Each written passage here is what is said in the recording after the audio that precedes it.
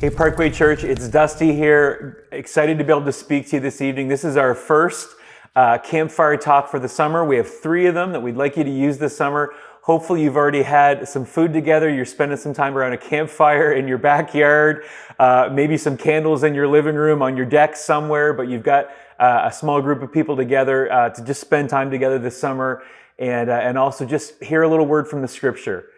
In each of our campfire talks, I want to tell you a little story and then relate it to some scripture and then give you 2 or 3 questions to kind of ask each other during your campfire. Don't worry about those questions. They're pretty simple questions and we'll just get everybody talking and allow you to have kind of a little bit of a small group this summer.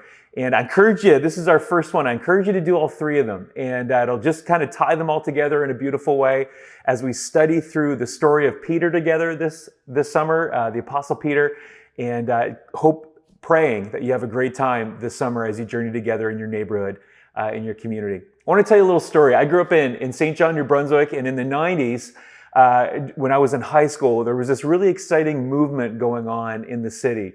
There were teenagers from different churches, different denominations that were coming together to spend time in prayer and worship. Often nobody would even speak at these. There wasn't a preacher or anything that would share, a youth evangelist or anything like that. We would come together to worship God, and there was just this excitement and energy together. There would be worship times that would go on for an hour or so sometimes, and they would finish with teenagers praying for each other. There sometimes would be 400 or 500 students that had gathered together in the city to do this. It was called Revival Town, and I became a disciple during that era of our city. I'd grown up in the church, and I believed in Jesus. I'd been baptized, all those things, but over the course of several weeks, a real transformation had begun in my life where I started this discipleship journey. There were miracles that were springing up. There were people doing ministry downtown in the city. I saw a skateboarder at 11 p.m. in the center of our city at the skate park downtown give his heart to Jesus in front of his skateboarding friends, right? And just saw miraculous things happening. In the middle of that, there were 4 or 5 of my friends in high school who all began to really grow and have an encounter with Jesus at the same time. And it changed my life. My life had been turned upside down by what God was doing. But what was really special about it, and what I look back at to this day, is the great community of friends that I had. We would eat lunch together at noon hours. We were part of the same worship band when we were in high school. And these were my disciples that we were following Jesus together with. And I share this with you to challenge you today. Discipleship isn't meant to happen alone. It's meant to happen in a community. And it's great to come to church together, great to be part of small group, things like that. But I've discovered some of the best times of discipleship happen on a long road trip together, happen in a campfire in the backyard, things like that. Often are a great place to come together and share our lives together, share our relationship with Christ with each other.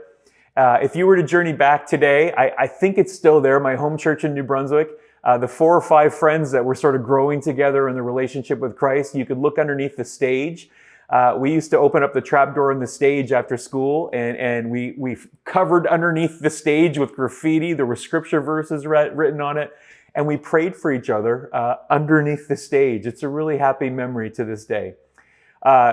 Pray for our students that are in middle school and high school. It's hard. It's a really hard time to follow Jesus. And as God began working in our lives and bringing us together in this beautiful, awesome way, this great community developed together that is still in contact with each other to this day. Special. The scripture says this about discipleship and doing it in a community. Jesus looked at his disciples and said this, "By this, everyone will know that you are my disciples. If you talk about me a lot," no, it doesn't say that. "If you go to enough potlucks," if you go to enough services, no, it doesn't say that.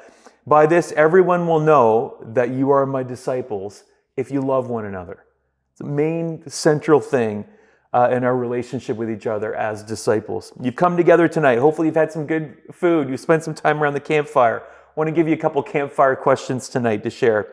Share a story with your group about a summer vacation or a summer activity that you had when you were a child or a teenager. Share some good memories about that. Summer's a good time for sharing memories. Next one's this. Share where you would go on a dream vacation if you had all the resources and all the time to do that right now? And the last one is this. If Jesus was around your campfire tonight, what would he tell you about being a better disciple in the community of disciples that you're with? What would he tell you about loving each other as disciples? That's going to be an interesting question to talk about. Have a great summer, and we'll see you next session.